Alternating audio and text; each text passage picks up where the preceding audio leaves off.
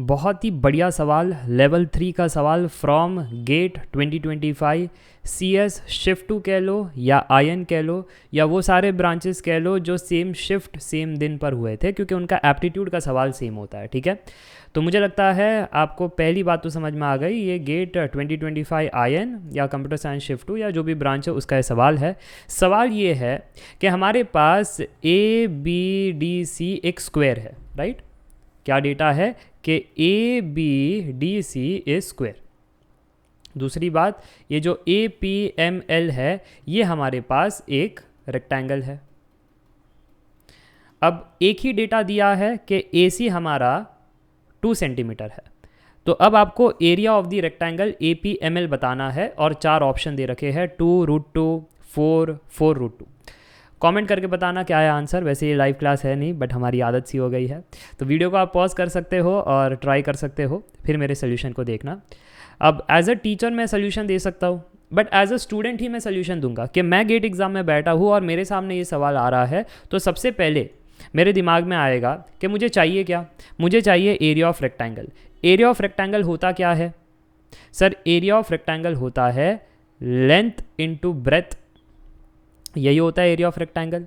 अब जब मैं लेंथ इंटू ब्रेथ कर रहा हूँ तो लेंथ के लिए 2 पॉसिबिलिटी, यानी 2 साइड्स को मल्टीप्लाई करना है, और रेक्टेंगल में 2 साइड्स ऑपोजिट में सेम होते हैं। AP और ML सेम होगा, सिमिलरली AL और PM सेम होगा। अब मेरे दिमाग में आ रहा था कि कौन सी साइड्स मैं फाइंड कर पाऊँगा। क्या मैं AP को फाइंड कर पाऊँगा या LM को फाइंड कर पाऊँगा? डायग्राम को देख करके क्या लगता है? LM तो कहीं आउट ऑफ दी बॉक्स ही कुछ ये है, इसको फाइंड किया नहीं जा सकता, तो इस पर नजरें होगी नहीं, यानी AP को कहीं ना कहीं फाइंड करना है, राइट। सिमिलरली इन दोनों में से किसको फाइंड किया जा सकता है? AL या PM को? तो PM भी कहीं आउट ऑफ बॉक्स ही है ना। PM आउट ऑफ बॉक्स ही है कहीं पर, इस पर कोई प्रॉपर स्ट्रक्चर नहीं है कि इसको फाइंड किया जा सकता है, तो PM को नहीं फाइंड करेंगे, AL को फाइंड करेंगे। तो इससे मुझे आइडिया आ गया कि एरिया ऑफ रेक्टेंगल मैं कह दूंगा कि ये AP मल्टीप्लाइड विथ AL की कहानी है। ठीक है, ये मेरा पहला स्टेप है। As a student point of view मेरा थॉट प्रोसेस कैसा है? मैं गलत भी हो सकता हूँ, नो डाउट कि मैंने जो ऐसे सोचा है इसमें मैं गलत भी हो सकता हूँ, तो वापस से सोचना पड़ेगा। या राउंड 3 का सवाल ऐसे ही होता है, एनालिसिस में टाइम लगता है। So area of rectangle is equal to length into breadth. हमारी लेंथ यहाँ पर कितनी थी? AL और ब्रेथ को AP मान लो, ठीक है, दोनों साइड को ही मल्टीप्लाई करना है, तो ये AL इंटू AP। कैसे भी करके अगर मुझे AL और AP मिल जाए तो मेरा आंसर मुझको मिल जाएगा। अब ये निकाले कैसे? AL AP निकालना इतना आसान थोड़ी ना है। कैसे निकालें? अब मेरे पास एक ही ऑप्शन है, रेक्टेंगल और स्क्वायर दोनों में क्या होता है? 90 डिग्री। तो मैंने यहाँ पर स्क्वायर को देखा जिसके अंदर AC और CL आपस में कैसे है? परपेंडिकुलर है। AC मुझे 2 सेंटीमीटर पता है, CL मुझे पता नहीं है। CL अगर पता हो जाता तो फिर AL निकालना तो बहुत ही केक वॉक है, ये तो ऐसा है नहीं स्ट्रेट फॉरवर्ड। तो अब क्या करें? फिर मेरा ये था कि एंगल की मदद लेनी पड़ेगी। इस एंगल की मदद लेते हैं, इसको अल्फ़ा मानते हैं, तो फिर मैं कॉज अल्फ़ा की मदद से कह सकता हूँ that cos alpha is adjacent upon hypotenuse. तो इस हिसाब से कॉज अल्फ़ा मुझको मिल जाएगा, राइट। क्या मिल जाएगा मुझको? कॉज अल्फ़ा मिल जाएगा एडजेसेंट अपॉन हाइपोटेन्यूस। यहाँ तक बात समझ में आ रही है? अब दिक्कत क्या है, ना मुझे अल्फ़ा पता है ना मुझे AL पता है। अगर अल्फ़ा पता हो जाता तो AL की वैल्यू आ जाती, बट ऐसे डायरेक्ट वैल्यू तो निकल नहीं आ रही है। ये क्लियर हो गया है कि डायरेक्ट वैल्यू तो निकल नहीं आ रही है। फिर मैं अब सोच रहा था क्या करें, कर डायरेक्ट वैल्यू निकालने का कोई तरीका भी है, क्योंकि कोई और डेटा नहीं दिया गया है। तो मेरा मन तो कह रहा है कि डायरेक्ट वैल्यू निकालना ये पॉसिबल नहीं है कि AL की मैं डायरेक्ट वैल्यू निकाल लूँ, क्योंकि निकालने के लिए एक ही है कि अल्फ़ा मुझे दे दो या फिर CL मुझे दे दो, कुछ तो दो यार डेटा में कि मैं AL की वैल्यू निकालूँ। तो ये तो हो नहीं रहा है। तो as a student point of view तो मैं तो ऐसे ही सोच रहा हूँ कि यहाँ तक ही छोड़ना पड़ेगा, अब कुछ और दिमाग लगाना पड़ेगा। अब और क्या दिमाग लगाए? अब दिमाग ये लगा सकते हैं कि देखो APML भी तो एक रेक्टेंगल है, तो ये भी 90 डिग्री है, ये भी 90 डिग्री है, और ये फिर इसका हाइपोटेन्यूस जो है ये तो साइड ऑफ स्क्वायर है, ये तो 2 सेंटीमीटर है, राइट। तो ये वाले ट्राइंगल की भी हम मदद ले सकते हैं और कहीं ना कहीं AP को फाइंड किया जा सकता है यहाँ से, राइट। AP को कैसे फाइंड किया जा सकता है? अगेन अगर हम इस एंगल को बीटा मान ले तो हम कह सकते हैं कि cos beta is adjacent upon hypotenuse. सही बात, कॉस बीटा क्या है? Adjacent upon hypotenuse. So cos beta हमारा एडजेसेंट था AP और हाइपोटेन्यूस था 2।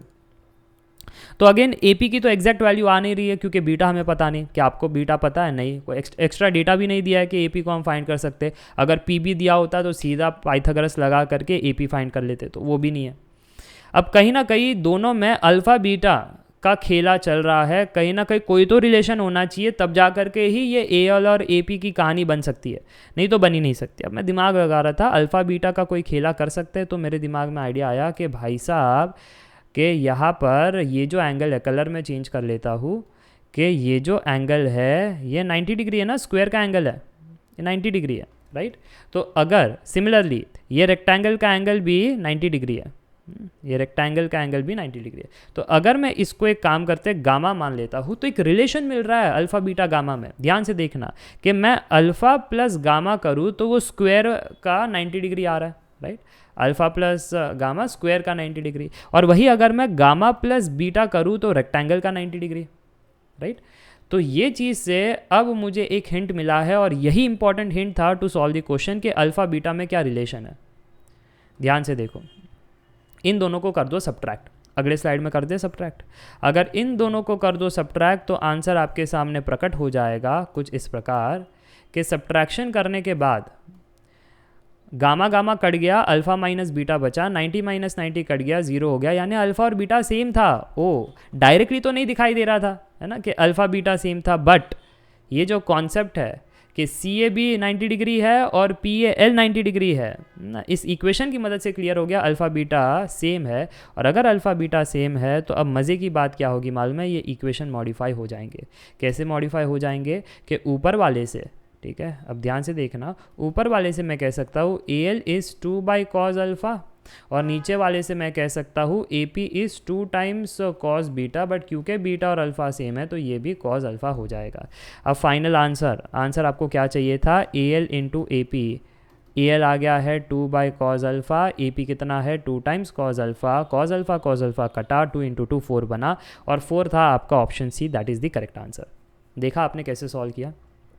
तो ये चीज़ है, जब डेटा की कमी हो ना कहीं इनडायरेक्ट वे से आंसर आएगा, डायरेक्ट वैल्यू सब्स्टिट्यूट करके नहीं आएगा। एक नॉर्मल सा बच्चा क्या सोचता है, AL की एक वैल्यू होगी कांस्टेंट, AP की एक कांस्टेंट वैल्यू होगी, डायरेक्ट सब्स्टिट्यूट करके आंसर आएगा। बट ऐसा सवाल ये था नहीं, क्योंकि एक ही डेटा दिया था और कोई डेटा नहीं दिया था। अगर CL दिया होता, PB दिया होता तो पाइथागोरस वाला क्वेश्चन होता, कुछ और दिया गया होता कि अल्फ़ा बीटा में से कुछ दिया गया होता, फिर भी डायरेक्ट वैल्यू वाला सवाल होता।